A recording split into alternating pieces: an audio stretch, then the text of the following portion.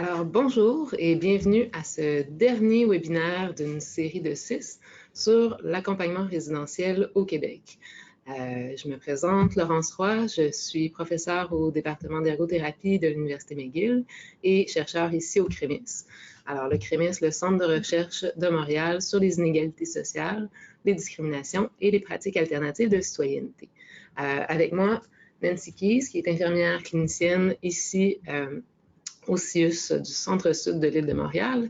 Nancy qui a travaillé depuis de nombreuses années auprès des personnes en situation d'itinérance à Montréal comme infirmière clinicienne, qui a participé avec nous à différents projets, donc projet SRA, projet chez soi. Elle était coordonnatrice clinique de l'équipe de suivi d'intensité variable dans le cadre du projet chez soi et qui, dans les dernières années, s'est spécialisée autour des questions des traumatismes dans la vie des personnes en situation d'itinérance. Avec moi aussi, Christopher McCall, professeur au département de sociologie de l'Université de Montréal et chercheur aussi au CREMIS. Bonjour. Alors, donc aujourd'hui, c'est notre dernier webinaire. Vous avez pu voir sur le site web qu'on a une série de webinaires, donc 6 en tout, qui portaient sur différentes dimensions de l'accompagnement résidentiel. Ces webinaires-là et d'autres contenus qui sont présents sur le site web du CREMIS, vous avez peut-être pu le voir, découlent d'un projet de recherche qui est en cours, en fait, depuis environ 2 ans, dans lequel une équipe de recherche composée de nous 3, ainsi que de 2 professionnels de recherche, Sophie Coulombe et Marie-Josée Doucet, avec l'aide de toute l'équipe du CREMIS, on a entrepris un certain nombre de tournées régionales dans 10 régions du Québec pour mener des entretiens auprès des personnes qui reçoivent de l'accompagnement résidentiel dans une diversité d'approches, une diversité de logements. On s'est aussi entretenu auprès d'informateurs clés, donc intervenants et gestionnaires qui font de l'accompagnement résidentiel. Et on a conduit aussi 4 groupes d'entretien dans 4 régions différentes pour voir quelles étaient les perspectives, les pratiques des personnes qui accompagnent et qui font de l'accompagnement résidentiel. Et tout ça a culminé en février dernier par un événement de co-formation ici à Montréal qui regroupait plus d'une centaine d'intervenants autour des questions de l'accompagnement résidentiel et des défis que ça peut poser. Le webinaire d'aujourd'hui porte sur la question des traumas. Donc, la première partie du webinaire va consister en une présentation de Nancy Keys sur la question des traumatismes, ce qu'en ont dit les personnes accompagnées ainsi que les intervenants qui accompagnent. On va poursuivre avec une période de questions. Donc, tout au long de la présentation, si vous avez des questions pour nous, pour Nancy, on vous invite à les poser dans la section questions de GoToMeeting. Donc, on ne pourra probablement pas répondre à toutes les questions, mais on va essayer de répondre à quelques-unes d'entre elles. Voilà. Donc, après une période de questions, Christopher va aller approfondir, donner un écho aux questions des traumatismes à partir des expériences de l'équipe.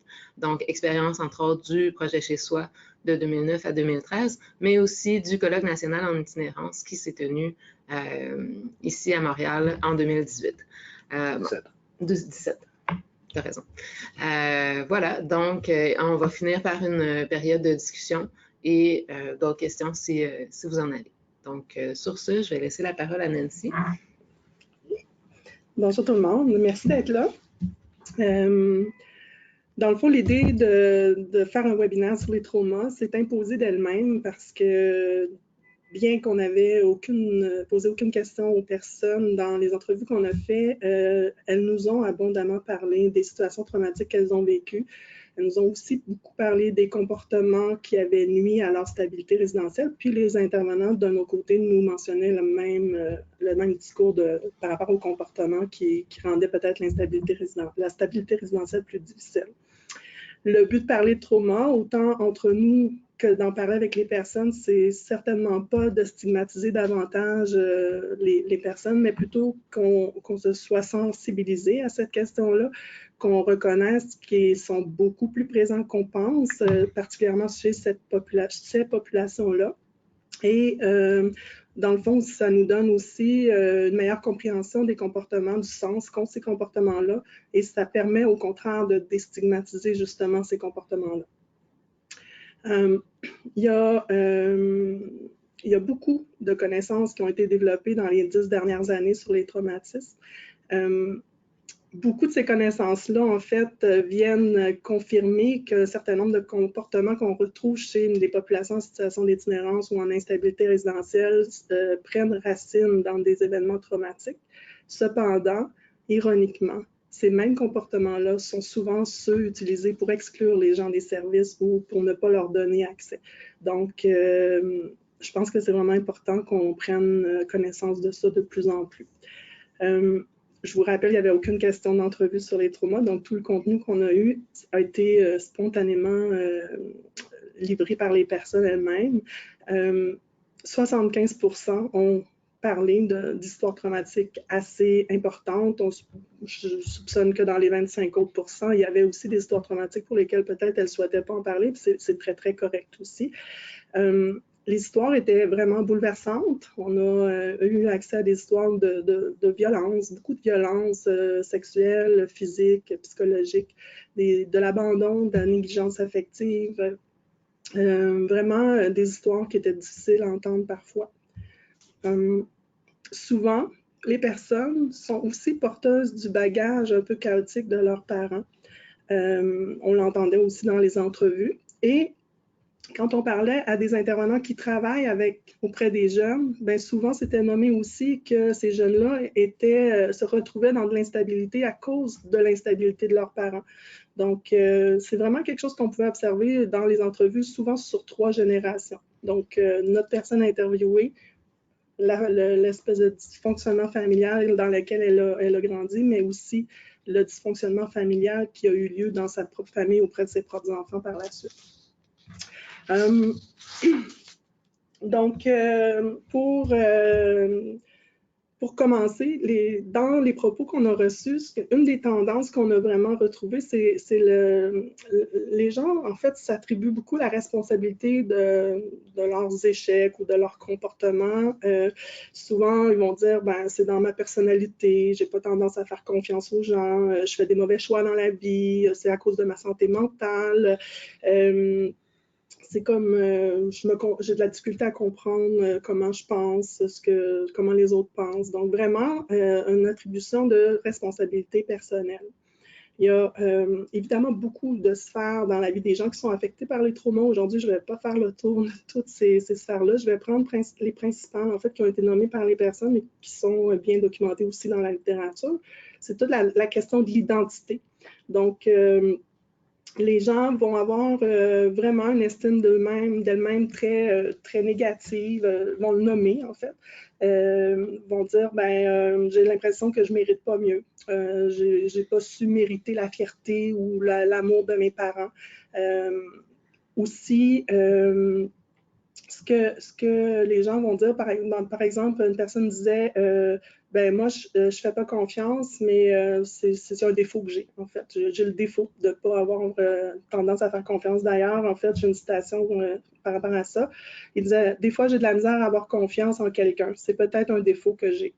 Mais je ne donne pas ma confiance facilement au monde, puis ça dépend du feeling que j'ai en partant. Si j'ai un mauvais feeling, je vais m'éloigner de toi, puis ça va finir là. Ce que cette citation-là me dit à moi, c'est à quel point c'est important l'accueil qu'on offre aux gens, la première impression qu'on va leur donner. Sinon, ça peut complètement influencer le cours, le reste de l'intervention, en fait, qui n'aura peut-être pas lieu parce que les gens vont quitter, ils ne vont pas revenir. Aussi, dans le fond,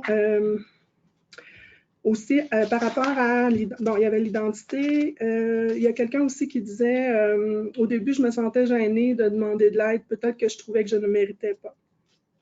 Donc, c'est le sentiment vraiment de ne pas mériter mieux. Les gens parlaient de se juger, se blâmer. Une femme nous a même dit qu'elle le faisait devant le miroir. Donc, elle se tape sur la tête, elle se rabaisse devant le miroir. Je trouvais qu'il y avait un niveau de violence envers elle-même, en fait, qui était un cran supérieur quand elle le fait en se regardant dans les yeux dans le miroir. Fait que le langage qui est même utilisé par nous, des fois, je pense qu'il a un impact aussi sur l'identité qu'on projette chez eux. Donc, des fois, entre intervenants, on va entendre ben, c'est une TPN, c'est un toxico. C'est un langage, en fait, que je pense qu'il faut apprendre à changer. D'ailleurs, on l'entendait de la bouche des personnes même dans l'entrevue où elles disaient elles-mêmes, ben, moi, je suis une TPL ou je suis un toxicomane. Donc, elle vraiment s'approprie ces étiquettes-là qui sont lourdes de conséquences. Je me pose comme question, comme intervenante, comme vous, est-ce qu'on travaille assez dans l'accompagnement sur ces enjeux de reconstruction de l'identité, de vraiment... en fait, c'est une question de réflexion. C'est sûr que quand on utilise l'approche par les forces, forcément, on travaille ces enjeux-là, c'est assez intéressant. Mais est-ce qu'on pense souvent, à travers tout le dédale de l'intervention, des démarches qu'on fait, de vraiment s'attarder à cette question-là? C'est une question que je vous lance, c'est une question que j'ai pour moi-même aussi dans ma pratique. Dans les autres sphères qui ont été abondamment parlées, qui sont souvent affectées par le trauma, c'est toute la question de la gestion des émotions. Donc, les gens ne vont pas toujours associer leurs difficultés par rapport à ça à leur trauma, mais vont nommer des choses comme avoir un sentiment de vide intérieur, ressentir peu d'émotions ou avoir un sentiment d'insécurité constant, puis de se sentir bien nulle part. Donc, on sait qu'il y a des gens qui vont avoir tendance à déménager souvent puis à ne pas se sentir bien dans leur logement. Est-ce qu'on doit se questionner aussi sur peut-être la notion de s'habiter soi-même, d'être bien dans soi-même, et quand on n'est pas bien nulle part, peut-être que c'est finalement à l'intérieur de soi qu'on n'est pas bien. Les émotions peuvent être aussi ressenties trop intensément. Il y en a plusieurs qui nous ont parlé de ça. Puis souvent, c'est des émotions qui peuvent arriver comme ça, sans prévenir, sans qu'on comprenne la provenance des émotions. Il y a une femme qui nous a expliqué que depuis qu'elle ne consomme plus, elle a appris à identifier ses émotions, puis à les vit vraiment à fond. Elle disait, ben, depuis que j'ai arrêté de consommer, depuis dernièrement, j'ai comme appris à identifier mes émotions. On dirait que là, je les sens. Je les sens arriver, c'est très physique. C'est bizarre à expliquer, mais je me rends compte que je les gelais vraiment, que je n'ai jamais rien ressenti. Non, c'était intense, j'allais bien intensément. Donc, c'est vraiment quelque chose qu'on voit assez souvent. Les gens vont soit être très, très dissociés, donc plutôt en retrait de leurs émotions, coupés de leurs émotions, de leurs besoins, et ou vivre des émotions très intenses et avoir vraiment beaucoup d'hypervigilance, plutôt des émotions de colère ou des émotions très, très, très actives. Sans aller trop loin dans les détails, évidemment, ceux qui ont suivi la formation vont savoir de quoi je parle, mais je ne vais pas rentrer dans trop de détails. Peut-être juste vous expliquer que les émotions qui surviennent dans le présent, qui n'ont pas de lien avec ce qui se passe autour de la personne, c'est fort insécurisant. Mais en fait, souvent, c'est des émotions qui sont captives dans une région du cerveau. C'est ce qu'on appelle la mémoire traumatique. Puis parfois, avec un moindre déclencheur qu'on ne peut pas nécessairement prévoir, cette émotion-là va popper dans le présent, puis la personne va être quand même relativement insécure face au fait que soudainement, elle est tranquillement en discussion avec son intervenant, puis qu'elle ressent un envahissement d'une émotion de colère. Donc, c'est vraiment des déclencheurs souvent. Puis les déclencheurs peuvent être liés à des lieux, peuvent être liés au temps, peuvent être liés à un objet, à un son, à une odeur ou à une relation. Donc, ça arrive parfois que les intervenants peuvent être, sans le vouloir, sans le savoir, un déclencheur de mémoire traumatique pour une personne. Et ça se peut aussi qu'il y ait l'inverse, parce que nous aussi, comme intervenants, on peut être porteurs de nos propres histoires, de nos propres traumas, et ça se peut aussi qu'une personne qu'on accompagne soit, par certaines caractéristiques, un déclencheur de nos propres mémoires traumatiques. Donc, c'est quelque chose que quand on sait, on peut un peu plus identifier. Il y a une personne qui nous avait dit, en fait, sans trop comprendre ses émotions, qui disait, ben, des fois, moi, il y a une colère qui embarque, puis une écœurantite, puis une tristesse, puis une colère, puis une tristesse, puis la colère, puis la tristesse amène la colère, et c'est comme une espèce de cycle qui embarque. Quand je suis rendue à un certain stade dans l'espèce d'évolution de ça, ben, il est trop tard, je suis fait. Donc, il y a énormément d'impuissance face à ces émotions-là qui viennent dans le présent et pour lesquelles on n'identifie pas toujours la source. Dans l'accompagnement, ben, ça représente des défis. En logement, en fait, le logement, ce qu'il faut qu'on sache, c'est que ça peut être un endroit où il y a une forte propension à avoir des déclencheurs. Si la majorité des traumas ont eu lieu dans des logements ou dans des maisons, si par exemple un trauma sexuel a eu lieu dans une chambre à coucher, dans un lit, ben, ça se peut que quelqu'un évite de coucher dans un lit pour ne pas déclencher sa mémoire traumatique. Donc, puis il ne faut pas oublier non plus que la télévision est remplie de déclencheurs potentiels traumatiques. Donc, les gens vont vivre vraiment beaucoup d'émotions et pas nécessairement se sentir bien, parfois en logement, parfois dans d'autres ressources parce qu'il y a trop de monde puis que c'est ça qui les déclenche. Donc, ça dépend vraiment des déclencheurs de chacun. Fait que ça nous amène à comprendre que c'est vraiment important qu'on connaisse un peu l'histoire de la personne qu'on accompagne pour vraiment mieux l'orienter dans ses besoins puis d'être en mesure de discuter avec elle. On peut, par exemple, je vous donne un exemple, quelqu'un en logement qui, par exemple, entend des voix, peut se mettre à crier pendant la nuit. Là, il y a des plaintes des voisins. Je pense, je suis certaine que vous avez vécu ça avec certaines de vos participants pour ceux qui font de l'accompagnement résidentiel. Donc, ça arrive. On ne comprend pas parce qu'il n'y a pas de diagnostic de schizophrénie, mais il crie la nuit soudainement puis il se fait évincer de son logement. Ou il fait des trous dans le mur parce qu'il est fâché, il a donné un coup de poing puis il va cacher ces trous-là avec des affiches pour pas qu'on le voit parce qu'il y a honte aussi. Il y a beaucoup de honte et de culpabilité qui sont soulevées avec ces enjeux-là. Les gens ont souvent aussi, les gens qui ont vécu des traumas, n'ont pas eu de contrôle sur la majorité des choses qui leur sont arrivées dans leur vie. Donc, il y a une espèce de besoin de tentative de reprendre le contrôle de leur vie. Il y a une personne qui nous disait j'ai comme pas de contrôle sur rien, ça fait que j'ai développé un TOC. Il faut que tout soit placé. Il faut que je ne déplace rien. Il faut que les souliers, les paires soient collés. Il faut que la porte soit barrée 3 fois. Tu sais, tout le temps, tout le temps, tout le temps. Il y a une espèce de développer des TOC par rapport à ce besoin de reprendre ou d'avoir le sentiment de contrôle. Pour gérer tout ça, ces mémoires traumatiques, la dissociation, souvent les gens vont avoir recours à différents moyens. La consommation en est une assez fréquente. Consommation, oui, de drogue, d'alcool, consommation de cigarettes, consommation de nourriture. Dans les entrevues qu'on a faites, il y a plusieurs personnes qui nous ont parlé, qui mangeaient leurs émotions, du gâteau au fromage, de la crème glacée, des cochonneries, en mangeaient beaucoup. Donc, c'est aussi un moyen d'apaiser des émotions. Je ne rentrerai pas dans le détail du comment, pourquoi, je le fais dans la formation. Parfois, c'est le travail. 3 personnes sur 24 nous ont mentionné avoir des tendances de workaholic. Pendant ce temps-là, on ne ressent pas nos émotions, on est focusé sur le travail, on est occupé, donc on n'est pas en contact avec soi complètement. D'autres ont parlé d'automutilation, de rush, de dépenser tout leur argent. Certains sont obsessifs sur le message, mais là, je vous entends déjà probablement me dire oui, mais il y en a qui sont au contraire très obsessifs à ne pas faire de ménage, effectivement. Jouer à des jeux vidéo, ça peut venir combler des difficultés d'entrer en relation avec les autres. C'est une bonne barrière, l'Internet. Hein, on peut être qui on est derrière notre écran.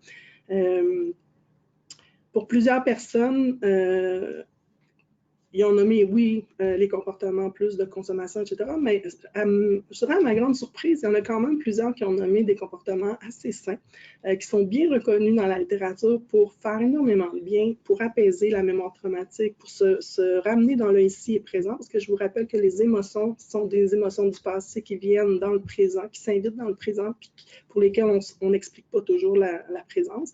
Donc, certains nous ont nommé avoir recours à la méditation, l'exercice des 5 sens, qui est un exercice extrêmement intéressant pour ramener la personne dans le ici et maintenant. La cohérence cardiaque, la marche, la course, faire des mandalas. Il y en a d'autres que les gens ne nous ont pas nécessairement nommés, mais que je sais dans vos organismes que vous faites de la musicothérapie, l'art-thérapie. Je sais qu'il y en a qui font des arts martiaux, la zoothérapie. Donc, c'est toutes des bonnes façons aussi d'apaiser ces émotions-là et de se ramener dans le présent. Ces exercices-là, les gens nous ont dit les avoir appris de leurs intervenants et apprécient aussi que leurs intervenants leur rappellent dans des moments de stress ou des moments où ils vont moins bien de refaire ces exercices-là. Puis aussi, par contre, aussi, ce qu'on voit, c'est quand les gens arrivent à se défaire d'un comportement ou d'une dépendance, souvent, ils vont avoir tendance à la changer pour une autre dépendance. Heureusement, souvent un peu plus saine, mais les gens vont avoir tendance à faire un déplacement dans leur dépendance. Les gens ont parlé de leur santé, parler de leur santé mentale, oui, parler aussi de leur santé physique. Il y a une majorité de personnes qui nous ont dit soit être en dépression, prendre des antidépresseurs ou avoir eu des dépressions au cours de leur vie. Certains nous ont dit, j'en étais pas conscient dans le moment où j'étais dedans. C'est après coup que j'ai réalisé que j'étais en dépression puis que peut-être j'aurais dû consulter, que peut-être j'aurais dû prendre une médication. Quand tu es rendu au point de vouloir te suicider, c'est rendu grave. Il y a des gens qui ont dit, moi, je ne voudrais pas nécessairement me suicider, mais si un camion pouvait me passer dessus, ça serait correct. Donc, il y a une espèce de désir passif là, de mort. Au niveau de la santé physique, c'est très peu connu, mais la santé physique et les traumas, il y a un lien très, très fort, en fait, généré beaucoup par le médium du stress qui est causé puis qui est maintenu dans le présent. Donc, c'est un problème, les traumas, c'est un problème majeur de santé publique à cause des impacts sur la santé des personnes, tant au niveau des maladies chroniques que des douleurs, par exemple, inexpliquées ou certaines maladies auto-immunes. Je ne rentrerai pas dans trop de détails, encore une fois, sur cet aspect-là, mais il faut être conscient aussi que ça a un impact sur la santé physique. Les problèmes de sommeil, les gens nous en ont beaucoup parlé, plusieurs nous ont parlé de problèmes de sommeil quand c'est parfois directement relié au trauma par des cauchemars qu'ils ont à répétition. D'autres ont parlé d'insomnie, puis d'insomnie qui était présente déjà depuis l'enfance, donc pour certains. Dormir très peu d'heures, par exemple. Donc, souvent, je trouve, moi, pour travailler en itinérance depuis très longtemps, qu'on sous-estime la fatigue accumulée de ces personnes-là. Puis nous, on est là dans les démarches et on souhaite leur motivation, mais entre autres, la fatigue est quelque chose qu'on devrait vraiment prendre en compte. Une autre axe qui ont été abordés beaucoup, puis qui n'est pas tellement tant que ça connu comme étant en lien avec les traumas pour plein de gens, en fait, c'est tout sur le plan cognitif. Les traumas peuvent affecter la capacité cognitive des personnes, incluant la motivation qui se situe dans notre cortex, ici en avant, dans notre cerveau, parce que quand les gens ont vécu des choses très difficiles, beaucoup de violence, alors que leur cerveau était en développement, le cerveau, en fait, est investi dans la survie pour survivre à ces violences-là ou ces traumas-là. Et pendant qu'il est investi dans la survie, il n'est pas investi dans le développement, dans son développement. C'est des âges où, entre autres, les enfants vont apprendre à faire confiance, à développer des relations avec l'aide d'interaction de leurs parents. Et quand les parents ne sont pas disponibles, soit physiquement ou mentalement ou peu importe, ou que les parents sont instigateurs des violences, mais les enfants vont avoir des lacunes au niveau du développement de certaines habiletés. L'habileté aussi relationnelle qui est très importante.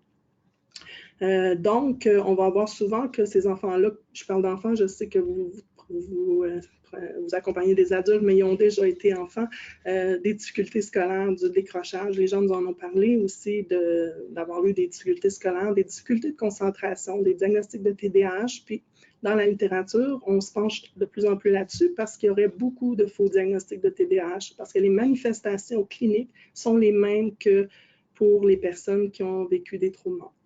Et peuvent avoir les deux sources, bien sûr. Problème de mémoire, on nous en parle énormément. Il y a aussi, évidemment, la consommation qui vient aussi affecter tout l'aspect cognitif, ça, on le sait. Donc, ça vient juste empirer quelque chose qui était déjà là. Puis la difficulté à s'organiser, à gérer sa vie, la difficulté à avoir de la motivation. Ça fait un tour de ce que je voulais vous dire par rapport à ce que les personnes nous ont dit. Maintenant, je vais sur leur impact de trauma. Maintenant, je vais vous dire ce qu'ils nous ont dit sur l'accompagnement, sur ce qui les aide, sur qu'est-ce qui était significatif pour eux. Donc, le lien de confiance est ressorti énormément, ressorti aussi de la part des intervenants. Donc, ça, c'est quelque chose où on est totalement en harmonie. C'est essentiel. Le fait de ne pas se sentir jugé pour ses comportements, mais aussi pour ses décisions.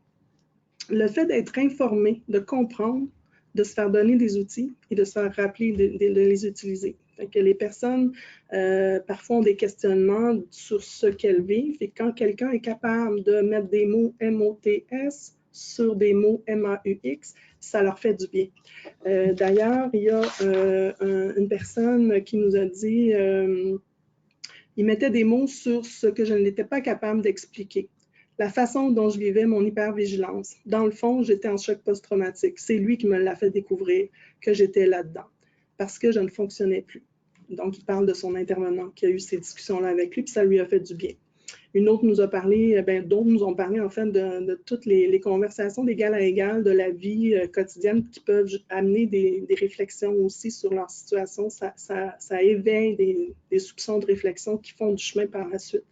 L'écoute au bon moment aussi, d'être reconnue dans ce que les personnes vivent. Je ne vous lirai pas la citation qui est très longue, mais une personne nous racontait qu'elle est allée à un rendez-vous avec son intervenante en dépendance, qui devait travailler un certain nombre de choses qui étaient prévues d'outils et qu'elle avait appris la nouvelle que son grand-père était décédé, qui était une personne significative pour elle. Donc, l'intervenante en toxicomanie a pris toute la rencontre à l'écouter dans sa peine et dans ce qu'elle vivait et pas du tout travailler la toxicomanie. Ce qu'elle a dit que ça avait eu comme effet pour elle, c'est que dans le fond, c'était une meilleure intervention parce que ça lui a évité une rechute. Quand bien même qu'elle aurait travaillé sur la dépendance, sur les outils, sur reconnaître les signes de rechute, avec cette peine-là, si elle n'avait pas été écoutée, elle serait sortie de là avec tous ces outils-là, mais elle aurait quand même rechuté selon son expérience, son expertise.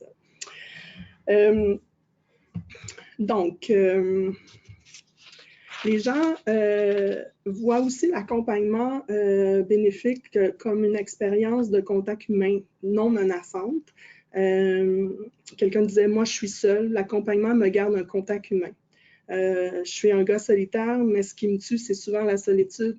C'est ce qui me fait le plus peur. J'ai peur de ne pas voir personne. Les intervenantes, de leur côté, on a fait des nombreux focus group, on a suivi certains intervenants dans leurs interventions aussi.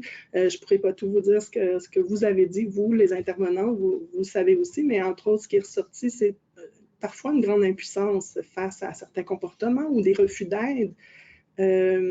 Parfois aussi l'impuissance avec les difficultés relationnelles que peuvent vivre les personnes en logement, avec leurs voisins, avec leurs propriétaires. Les rechutes sont générateurs de beaucoup d'impuissance. Les enjeux aussi qui ont été nommés reliés à l'immigration, donc des personnes qui, par exemple, ont un statut précaire avec une menace de déportation, qui vont se replier un peu dans le mutisme, puis qui ça va être difficile de créer un lien avec ces personnes-là. Le trouble d'accumulation compulsive est vu comme générateur de beaucoup d'impuissance et ça a beaucoup de liens avec les traumas et les troubles d'attachement, l'accumulation compulsive. La solitude, l'isolement, la dépression, mais aussi l'anxiété liée à la socialisation que les personnes peuvent ressentir. Donc, il y a toujours eu cette tension, je trouve, dans les entrevues où les gens avaient autant besoin de solitude, mais besoin aussi de relations humaines, puis un peu comme une tension entre les deux. L'insalubrité des logements, parfois, est générateur d'impuissance pour les intervenants. Un autre enjeu qui a été soulevé beaucoup, c'est l'aspect d'accès aux services, particulièrement quand on parle de trauma. Une ressource pour femmes nous disait 100% des femmes qui sont dans notre ressource ont de lourds traumas et un besoin d'avoir accès à des services de soutien psychologique, mais ce n'est pas accessible. Donc, il y a des femmes qui sont aux prises avec des enjeux de violence, de gangs de rue, de prostitution. Et les intervenants ont besoin de prendre du temps avec ces femmes-là pour leur redonner la sécurité et la dignité. Mais ça prend du temps qu'elles n'ont pas en quantité suffisante. Donc, il y a un besoin de ressources, d'avoir plus de ressources, évidemment plus de financement qui a été nommé. J'ai envie de parler aussi du risque pour les intervenants. Quand on travaille avec des personnes qui ont des histoires difficiles et qu'on est porteur, nous aussi, peut-être de nos histoires difficiles, ça peut comporter certains risques. Risque d'épuisement, risque de traumatisme vicariant, donc un traumatisme qu'on va avoir à force d'entendre les traumatismes des autres. il y a des intervenants qui ont des tendances peut-être à être un peu plus sauveurs, qui vont pas compter leur temps, vont pas ménager leurs efforts, puis peuvent s'épuiser. Ce qu'on a vu, c'est que des fois, il y avait une absence de frontières entre la vie personnelle et la vie professionnelle. Par manque de ressources, probablement, il n'y a pas des voitures professionnelles à la disposition des intervenants. Donc, les gens vont utiliser leur voiture personnelle, un petit bout d'un participant dans leur voiture, donc plusieurs effets personnels. Donc, ils repartent chez eux par moment. Puis, finalement, la vie professionnelle et la vie personnelle n'est pas très bien délimitée, ce qui peut aussi amener certains risques. Aussi, dans l'accompagnement résidentiel, trouver quelqu'un décédé, ça peut être fort traumatisant pour une personne qui accompagne. Je veux juste vous dire aussi que comme intervenants ensemble, communément, on n'est pas tous d'accord, on n'a pas tous la même vision des mêmes clientèles. Donc, certains intervenants nous ont parlé de trauma, nous ont parlé de leur besoin d'avoir plus d'outils, plus de connaissances, d'avoir des formations. D'autres intervenants ont plutôt associé les difficultés de consommation de leurs participants à un choix de consommer, c'est leur choix. D'avoir manque de motivation pour se mettre en action, mais aussi on sentait que plusieurs intervenants étaient dans l'acceptation inconditionnelle des personnes, ce qui est très bon à la base. Les personnes sont aussi apprécient aussi le fait qu'on les accepte inconditionnellement, mais peut-être qu'il y a cette nécessité d'aller un petit peu plus loin que l'acceptation conditionnelle, puis de aussi peut-être essayer de voir comment on peut aller un peu plus loin dans l'aide et dans le soutien qu'on apporte par rapport à ça. En conclusion, j'ai un certain nombre de constats en fait à vous partager. Je pense qu'il faut se rendre à l'évidence que la présence des traumas dans la société en général, c'est vraiment très présent dans toutes les sociétés, mais particulièrement dans les populations qu'on dessert au quotidien. Qu'il y a un certain nombre de connaissances fort intéressantes et fort pertinentes pour le travail qu'on fait, qui ont été développées dans la dernière décennie. Puis c'est aussi de notre responsabilité de se mettre au fait de ces connaissances-là pour mieux desservir les populations. J'ai tendance à dire, quand on ne connaît pas, on ne sait pas qu'on ne connaît pas. C'est quand on apprend que finalement on découvre qu'on ne connaissait pas tant que ça ces sujets-là. Il faut être sensibilisé à l'impact insoupçonné des traumas institutionnels de nos organisations et genre des organismes communautaires, je vous inclus aussi. Il y a aussi des organismes communautaires qui doivent revoir leurs pratiques en termes d'accueil, de règles, de politique, toute institution et organisme communautaire. Donc, nos politiques peuvent porter des préjudices parfois aux personnes. Nos critères d'inclusion, d'exclusion peuvent amener certains types de traumas qui en fait, ça reproduit des schémas d'abandon puis de rejet aussi. Comment souvent les raisons qui nous indiquent le plus que la personne a besoin d'aide et de services sont aussi les raisons utilisées pour les exclure. Fait qu'il faut qu'on en prenne conscience. Par exemple, les troubles de la personnalité, les troubles de comportement, la consommation, le fait que quelqu'un refuse des soins ou n'a pas de demande. Il faut, au-delà de ça, il y a des personnes aussi qui sont très souffrantes. Il y a d'autres personnes qui sont aussi très malades d'un point de vue de leur santé mentale, puis il ne faut pas les abandonner. Ce que je vous dirais, c'est qu'on est rendu au Québec à vraiment revoir nos pratiques et adapter nos pratiques pour les rendre sensibles aux traumatismes. Ça veut dire vraiment, dans le fond, réfléchir comment on organise notre prestation de service en fonction de cette sensibilité au traumatisme. Ça veut aussi dire qu'on reconnaît que les populations qu'on dessert sont des populations porteuses d'histoires difficiles, qu'on comprenne le sens de leur comportement, vraiment de façon très, très importante. Ça veut aussi dire qu'on revoit l'accueil dans nos services, que tout le monde soit formé, même la réceptionniste a son importance dans ses connaissances sur les traumas parce qu'elle est le premier contact auprès des personnes qui viennent frapper à la porte pour avoir des services. Il faut qu'on change notre langage, vous l'avez dit, puis bref, vraiment... je pense qu'il faut vraiment qu'on y pense au Québec. On n'est pas, je dirais, on est un peu en retard. On n'est pas les pires. Il y a des provinces, il y a des pays qui sont vraiment pires que nous sur ce sujet, mais il est vraiment temps qu'on se penche sur cette question-là dans les milieux d'intervention. Voilà. Merci Nancy. Vraiment une présentation très intéressante et qui nous amène à réfléchir à nos pratiques et à la façon dont on structure nos institutions, nos systèmes. Donc, beaucoup de questions de réflexion.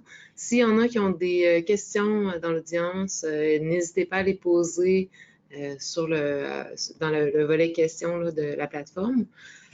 Pour l'instant, il n'y a pas de questions, donc peut-être qu'on peut passer à la présentation de Christopher, mais tout au long, n'hésitez pas s'il y a des gens qui ont des questionnements ou qui voudraient des exemples ou même des réflexions sur la façon dont ça se reflète dans leur service ou dans leur pratique. N'hésitez pas. Donc, je passerai peut-être la parole à Christopher. Comment ces différentes questions-là que Nancy a abordées peuvent trouver un écho dans ce qu'on sait de d'autres études, de nos autres expériences? Voilà. En tout cas, moi, comme pour les autres webinaires, donc on se ferait spécifiquement donc projet chez soi à Montréal, en plus du projet qu'on avait fait ensemble ici, le SCA, mais aussi sur le colloque national en itinérance de 2017. Puis évidemment, sur le projet chez soi, donc on était tous aussi impliqués dans ce projet à Montréal et Nancy a été aussi responsable des équipes en suivi intensif. Et puis j'aurais une question pour elle finalement à la fin de ma présentation. Bon, quelques échos peut-être. La première chose que je dirais, je pense que ça, Nancy a couvert, puis c'est Nancy l'experte aussi sur ce domaine-là, mais sur le plan plus sociologique peut-être, un constat qui est beaucoup ressorti au colloque national, c'est l'importance de penser les différentes populations. Que ne pas réduire. D'ailleurs, c'est assez traumatisant pour les personnes dans mes entrevues oups, je suis devenu itinérant, est-ce que je ne suis pas itinérant, je ne veux pas m'identifier. Donc, c'est déjà une catégorie traumatisante pour les personnes d'être réduit à ce statut-là, parce que justement, ça efface beaucoup d'autres identités, beaucoup d'autres rapports. C'est une partie de leur histoire. Et puis, bien, dans le colloque national, on a l'occasion de le mentionner. Ça fait partie des principes qu'on dégage aussi pour l'accompagnement. L'importance de penser différentes populations et l'importance de reconnaître aussi qu'il y a des traumas qui sont spécifiques à ces différentes populations-là. Donc, il y a des choses partagées, mais il y a, Nancy en a parlé, c'est la violence faite aux femmes, généralement par les hommes. Donc, c'est quelque chose qui n'est pas toujours très explicité dans les faits. Et tout ce qui vient avec. Et par exemple, dans le colloque national, on a constaté qu'il y a peu de centres de jour spécialisés pour des femmes victimes de violences. Pour une autre population, des personnes qui vivent une discrimination en fonction de leur orientation sexuelle. Au colloque, on en parle aussi des jeunes, par exemple, qui se trouvent en situation d'itinérance et qui vivent de l'intimidation, de l'homophobie en fonction de leur orientation sexuelle, qui ont peur de cela. Et puis, on a parlé aussi des centres sanctuaires, donc, de penser certains centres de jour qui sont perçus comme des sanctuaires pour des personnes qui auraient vécu. Donc, je pense que c'est un cas intéressant. Évidemment, population autochtone, donc au colloque national, on a parlé de 3 grands événements traumatiques dans l'histoire. C'est l'expression qui est utilisée, événements traumatiques, colonisation, les écoles résidentielles, les lois qui amenaient une sorte de génocide culturel. On pourrait ajouter toute question des femmes assassinées, disparues. Aujourd'hui, dans des traumatismes très, très présents et qui sont toujours dans les rapports entre blancs et autochtones. Puis on parlait au colloque, par exemple, de comment certaines populations autochtones, les Inuits, par exemple, à Montréal, très présents en situation d'itinérance, vivent une stigmatisation particulière. Il y a la question linguistique, d'arriver dans un environnement, on ne comprend rien, on n'a pas des blancs. Donc, il y a des traumas spécifiques, on pourrait continuer. Donc, Nancy a parlé de le rapport au logement, aux 4 murs, l'expérience en institution, oui, avoir vécu de la violence entre femmes, entre 4 murs, et donc, mais aussi pour des jeunes qui auraient passé dans les centres de jeunesse, sentiment d'être enfermés, qui ont envie de sortir de cet espace-là, des gens qui ont une expérience carcérale, par exemple, dans l'hôpital. Donc, c'est des rapports un peu traumatisants au lieu. Donc, ça, c'est un premier, disons, commentaire que j'ajouterais, donc, cette importance de penser les différentes populations. Et quand on pense à cette population, on pense aussi au rapport. Donc, vieillissement aussi, c'est assez traumatisant. Donc, on parle d'un vieillissement prématuré quand on est en situation d'itinérance. Et puis, à tout ce qui est l'expérience traumatique face à la mort aussi. Puis au colloque national, on a parlé de l'accompagnement, disons, pour mourir dans la dignité, par exemple. Et donc, les besoins spécifiques qu'on peut avoir par rapport à cela. Deuxième élément que je ressortirai, puis Nancy, on a parlé de l'impact de certaines politiques publiques. Mais je pense qu'on peut aller plus loin dans ce sens-là, donc arriver à l'aide sociale, par exemple, qui est l'expérience de la plupart des personnes qu'on a rencontrées, la plupart des personnes dans le projet chez soi aussi également. Les gens vivent ça comme une expérience traumatisante et on a fait subir ce trauma aux gens. C'est une honte. On avait un cas intéressant dans le projet chez soi. Un des participants à 18 mois qui avait rencontré qu'il était un accidenté de travail, qui était sur un programme de CSSST. Et puis, pour une raison ou une autre, ça s'est terminé, puis il a dû arriver à l'aide sociale, donc juste avant les entrevues de 18 mois. Et pour lui, c'était la honte de sa vie, finalement, d'être arrivé à l'aide sociale. Et pour lui, le drame principal dans les premiers 18 mois, c'était pour chez soi, c'était d'être arrivé à l'aide sociale. Et de se sentir dans les yeux des autres, la famille, par exemple, qui était plus un travailleur, qui était plus bon. Alors, je pense que ça, c'est quelque chose qui est important. On pourrait penser les rapports à la psychiatrie, évidemment. Toute cette idée-là de qui on est vis-à-vis des autres. Donc, de ne se sentir plus passant. Donc, je me souviens, dans les entrevues proches chez soi, 18 mois, les gens disaient que le plus difficile, et je pense qu'on a déjà parlé dans les autres webinaires, c'est de se sentir de ne plus exister aux yeux des autres, de ne plus être personne. Donc, cette question identitaire est importante. Mais peut-être juste sur ce deuxième point, l'impact sur les conditions matérielles de vie, c'est traumatisant aussi. Ne pas avoir faim et responsabilité familiale, par exemple. Ne pas pouvoir assumer les responsabilités familiales vis-à-vis de ses enfants pleinement. Donc, il y a ça pour, en tant que parent, proche chez soi, donc la grande majorité des femmes étaient mères de famille avec des enfants, puis quasiment la moitié des hommes. Et puis c'était quelque chose de très difficile pour eux de vivre cette rupture avec les enfants. Et ce qui m'amène à ce troisième série de points, brièvement, sur la capacité de rebondir des traumas. Je pense que c'est important aussi de reconnaître dans ces récits de vie qu'il y a ce qu'on a déjà suggéré, il y a de l'ombre, beaucoup de l'ombre, mais il y a aussi de la lumière. On peut penser à quelqu'un, par exemple, qui a vécu des rapports familiaux difficiles à son enfance, père alcoolique et d'autres choses, mais avec un attachement très profond avec ses grands-parents. Les grands-parents ont été, comme pendant sa vie, une sorte de point de repère. Quand les grands-parents décèdent, voilà, ça peut être assez traumatisant dans ce cas-là, mais je pense qu'on peut penser aussi en termes de l'ombre et lumière. Et moi, le point que là où je veux m'en aller, c'est que souvent l'accompagnement est vu comme une sorte d'apport de lumière. Et donc, il ne faut pas le sous-estimer. Et puis, je pense que ce qui nous a beaucoup impressionné dans le cas du projet chez soi, ce n'est pas pour tout le monde, mais la différence finalement entre les gens au début du projet, 18 mois plus tard. Donc, ce que j'appellerais cette capacité de rebondir dans le temps présent malgré ce passé qui revient.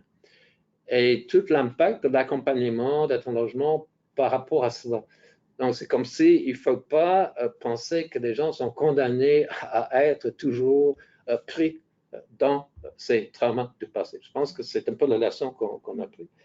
On peut s'en sauter et je pense que c'est important de le reconnaître. Le rôle des pères, d'être avec des pères, c'est un aspect lumineux aussi parfois. Donc, les gens dans le projet SRA, mais aussi dans le projet chez soi, régulièrement, disent que c'est bien la fin de cette place-là, on est entre nous, c'est les gens qui me ressemblent. Donc, ça apporte aussi une sorte de soutien, finalement, justement parce qu'on a vécu souvent des expériences communes, puis des traumas partagés, puis on est capable d'en parler ou pas, selon. Et je terminerai, puis c'est un peu la question que je poserai pour Nancy. Ça m'a beaucoup réfléchi, cette critique du projet chez soi à Montréal, c'était pas évident la manière que c'était arrivé, tout ça. Et puis, un des commentaires qu'on qu'on fait régulièrement sur le projet chez soi, c'est que oui, bien sûr, bon, vous avez eu des ressources, donc vous avez beaucoup d'argent. On n'a jamais vu autant d'argent finalement investi en itinérance. Si on avait eu cet argent-là, on aurait pu aussi aller loin et puis apporter beaucoup de différences dans la vie des gens. Et moi, je dirais justement, c'est-à-dire que voilà une population qui a énormément de besoins sur le plan de l'accompagnement, de la santé, du suivi. Et je pense que ce que ce projet-là a démontré, que si les ressources sont disponibles, il y a des choses qu'on peut faire. Il y a des choses qu'on peut faire. Plutôt que de mettre tout notre argent sur les médecins ou sur les structures, ou sur les grands centres, ou sur les compagnies pharmaceutiques, ou sur les compagnies d'assurance éventuellement, est-ce qu'on ne pourrait pas le mettre sur les populations qui ont le plus besoin et finalement qui reçoivent les moins de ce gâteau en santé, je dirais. Et on pourrait dire, mais prenons donc le projet chez soi et calculons donc les montants que ça a pris pour monter des équipes de suivi et que ça prend ces montants-là et que les gens qui sont là devoir y avoir accès. Prenons ça comme un cas de démonstration. Et puis la question que je vais poser à Nancy là-dessus, c'est que parce que Nancy a vécu dans sa carrière l'intervention régulière avec les structures existantes et tout ce que ça présuppose comme temps, disponibilité, ressources, et tu as aussi connu une période où tu avais plus de ressources, plus de temps pour expérimenter. Jusqu'à quel point est-ce que ça vous a permis d'avoir un impact sur ces expériences traumatiques, d'avoir eu ces ressources-là? Qu'est-ce que ça a changé pour toi? Bien, la première chose que j'aurais le goût de dire, c'est que toutes ces connaissances sur les traumas, pour moi, sont arrivées au moment du projet chez soi. C'était à la fois un bonheur professionnel d'acquérir ces connaissances-là, mais aussi un drame dans ma vie parce que ça faisait déjà de nombreuses années que je travaillais auprès de ces populations-là, puis de constater que tout ça, ces connaissances-là existaient, qu'il y avait ces approches-là, puis que finalement, ce n'était pas du tout véhiculé dans le milieu de l'itinérance, dans le milieu des formations qui sont accessibles à nous. Ça a été aussi un drame, en fait. Tout ça a pris connaissance-là. Et quand j'ai été mis en contact avec ces connaissances-là, je faisais énormément de liens avec les populations qu'on desservait. Puis bien sûr, d'emblée, d'avoir les moyens à travers le projet chez soi d'accéder à d'excellentes formations, c'était déjà quelque chose de vraiment pertinent, important, contrairement au budget de formation qu'on a habituellement dans les ressources communautaires et dans le réseau. Donc ça, c'était certainement quelque chose qui faisait une différence. Ça nous a permis, avec les participants du projet chez soi aussi, de comprendre différemment les comportements entre guillemets, juger différemment les comportements, si vous comprenez ce que je veux dire.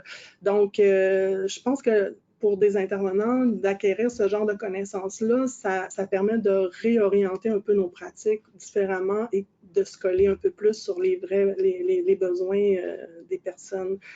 Ça nous permet aussi de les aider à mieux se comprendre quand on est capable de mettre des mots sur les mots, comme j'ai dit tantôt. Mais ça prend des connaissances pour le faire. Fait que je pense que ça nous a amené vraiment une sensibilité plus grande à d'où viennent ces comportements, l'importance de connaître l'histoire des personnes qu'on accompagne et de prendre cette histoire-là en compte aussi dans nos interventions. Et effectivement, très bon point, Christopher, de reconnaître aussi que malgré ces traumas-là, il y a eu énormément de compétences qui ont été développées par les personnes pour survivre à tout ça et que ces compétences-là peuvent être réutilisées aussi pour faire émerger la résilience chez les gens. C'est un travail d'accompagnement aussi qu'on fait avec eux.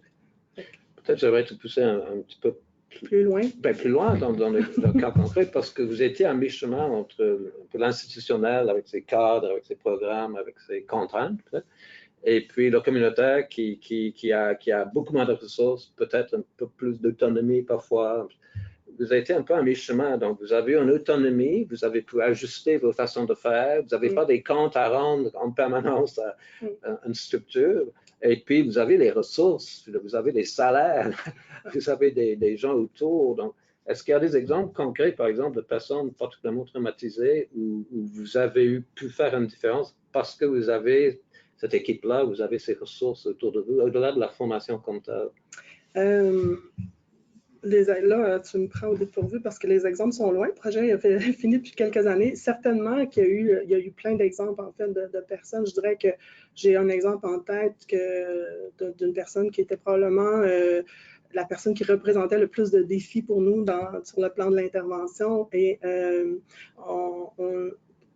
en fait, je pense que c'est un mélange de plein de choses, des connaissances, de notre désir de vouloir l'aider le plus adéquatement possible. Mais on a vraiment été avec son rêve qui nous semblait un peu démesuré au début par rapport à la situation dans laquelle il était. Et on l'a vraiment accompagné vers ce rêve-là de faire une formation. En fait, il a fini par arrêter de consommer, de soigner ses difficultés au niveau de sa santé mentale, puis de faire, on l'a encouragé, on a fait une lettre de recommandation pour une formation en informatique.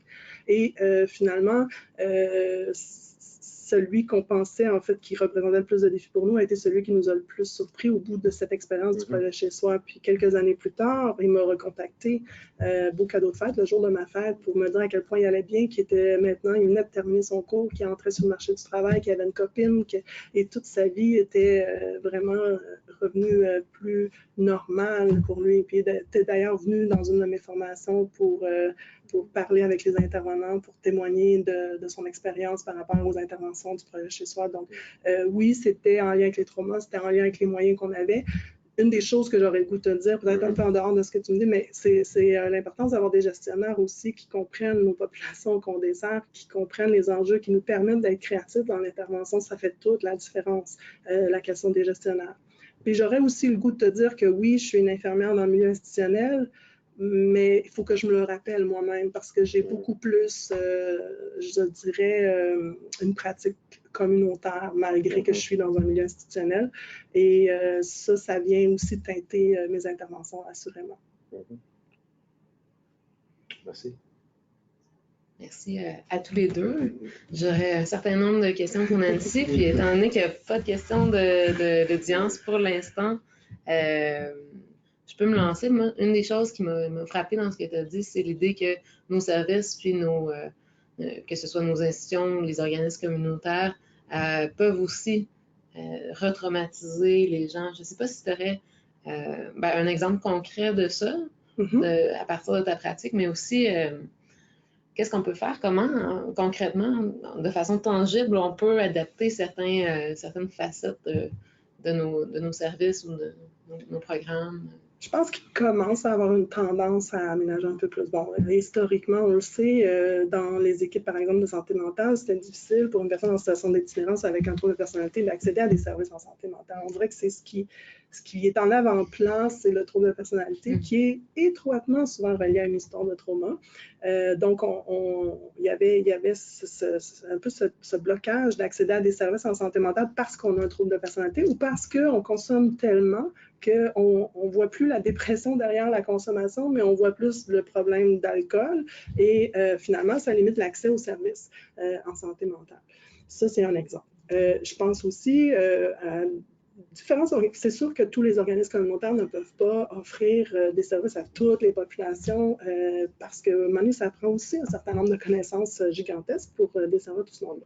Mais il y a quand même des organismes qui, par exemple, vont offrir des services et vont passer des entrevues si les gens ont telle ou telle problématique, trouble de comportement ou problème d'alcool ou bon, peu importe, ça va être peut-être un critère de non-acceptation. Fait que c'est sûr que les gens vont être bloqués souvent à cause de ces comportements-là, mais ces comportements-là sont souvent les comportements qui sont manifestés à cause justement des traumatismes vécus. Donc peut-être que ces gens-là finalement sont ceux qui ont le plus besoin de services, mais sont aussi ceux qui sont le plus exclus de certains services, que ce soit communautaire ou institutionnel. C'est un exemple, je ne sais pas si... Oui. Puis en fait, qu'est-ce qu'on peut faire face à ça? Où on commence? On commence là, avec ce qu'on fait maintenant. On commence à en parler des traumas. On commence à parler de l'importance de reconnaître les personnes. Puis il y a un mythe, en fait, qui est véhiculé beaucoup, puis c'est pas tout à fait totalement faux, mais sur le fait que de parler des traumas, ça risque de traumatiser ou de désorganiser les gens encore plus. Dans les faits, apparemment, ça leur fait, puis je pense que dans nos entrevues, on a eu quelques exemples aussi, ça leur fait du bien. Ça leur fait du bien qu'on reconnaisse que finalement, ces comportements-là qu'ils ont, c'est pas totalement de leur faute. Ça vient aussi de ce qu'ils ont vécu à la base, qui leur a été infligé comme personne, qui a construit ces personnalités ou ces difficultés qu'ils peuvent avoir. Fait que ça leur fait du bien de comprendre ça. Aussi, je pense que nous-mêmes, en étant sensibilisés à ces questions-là, qu'on en parle plus, qu'on cherche plus à se documenter, à se former, ça nous amène aussi à mieux connaître et à mieux défendre les droits de nos populations quand il est temps de les accompagner pour accéder à des services. Plus on va en parler, plus on va sensibiliser différents services et plus on va, je pense, trouver une façon de donner un meilleur accès. Il faut en parler. Ouais. C'est bon, c'est ce qu'on fait. C'est ce qu'on fait. C'est ce que les personnes ont fait dans nos entrevues quand on les a rencontrés. On n'avait pas nullement l'intention de parler de trauma initialement. C'est vraiment venu spontanément et vraiment dans une majorité de récits. Autre question? Ben, j'en ai plein. Peut-être qu'une autre des choses, tu as parlé de logement, puis c'est ça, c'est une sphère qui m'intéresse beaucoup. L'idée d'un logement qui peut déclencher des mémoires traumatiques, on en a parlé. Comment, dans ton expérience, ça peut être des idées ou ça peut être des façons concrètes de l'appliquer, comment adapter un logement pour faire en sorte qu'il soit sensible au trauma? Est-ce que c'est possible? Est-ce qu'il y a des... Ben, en fait, c'est pas d'adapter le logement. C'est plutôt de soutenir la personne dans comment elle peut détecter ses déclencheurs, comment elle peut apprendre à gérer ses émotions quand il y a des déclencheurs, apprendre à se regrander, entre guillemets, pour pas dire en anglicisme, mais se remettre dans le ici et maintenant quand il y a une émotion du passé qui survient. Si la personne, elle sait que c'est ça qu'elle est en train de vivre, elle va trouver, il y a différentes façons d'en nommer, de se remettre dans le ici et maintenant, dans le présent. Il y a différentes techniques qui peuvent leur être enseignées et ça fonctionne bien. Les gens le disent que ça fonctionne. Fait que je pense qu'ils vont de moins en moins avoir recours à des comportements de consommation s'ils réalisent qu'il y a d'autres choses beaucoup plus saines qui fonctionnent bien pour les ramener dans le moment présent. Fait que c'est plus de travailler à ramener les gens dans le moment présent, à adapter, à comprendre leurs déclencheurs. Puis il y a différents outils qu'on peut utiliser aussi pour les aider à reconnaître quand il y a une émotion qui monte, qui n'a pas rapport avec la situation présente. C'est à quel moment de la journée? Est-ce que c'est toujours le soir? Est-ce que c'est toujours la nuit? Est-ce que c'est toujours le matin? Est-ce que c'est toujours en présence d'une odeur particulière? Parce que quelqu'un, par exemple, je vous donne un exemple que je prends comme ça, mais que je donne un peu dans ma formation, c'est quelqu'un qui aurait été victime d'abus sexuels alors qu'il y avait du café dans la cafetière. Ça se peut que chaque fois qu'il est en contact avec une odeur de café dans une cafetière, ça déclenche cette mémoire traumatique. Et ça fait remonter des émotions. Puis les émotions sont dissociées, c'est-à-dire que c'est pas le souvenir du trauma avec l'émotion du trauma, avec les sensations du trauma, c'est souvent soit une ou deux de ces composantes-là, puis forcément, il y en a une qui n'est pas là. Donc, ça se peut qu'on ait des odeurs, qu'on ait des sensations et des émotions, mais pas de souvenirs de traumatisme associés, ou qu'on ait un souvenir avec des émotions, mais pas de sensations, ou qu'on ait un souvenir et des sensations, pas d'émotions. Fait qu'il y a toujours un de ces trois-là qui est dissocié. Donc, ça devient troublant pour les gens de vivre ces émotions-là. Et donc, c'est vraiment de travailler plus avec la personne, le logement en tant que tel. Mais je pense qu'on peut aussi, c'est la beauté de la chose d'avoir une variété aussi de types d'hébergement ou de logement. Il y a des gens qui vont absolument jamais en refuge parce que la stimulation, l'hyperstimulation d'avoir trop de monde, ça les déclenche. Ils vont avoir des réactions vraiment un peu non cohérente avec ce qui se passe. Ça peut être la question des douches dans les refuges. Hein? Si tu as vécu une agression sexuelle comme homme ou comme femme dans une douche et que tu te retrouves dans un refuge, dans des douches avec d'autres hommes, ça se peut que tu évites parce que c'est un comportement très... c'est comme s'il faut penser que les gens qui ont vécu des traumatismes graves, leur vie, c'est un terrain miné.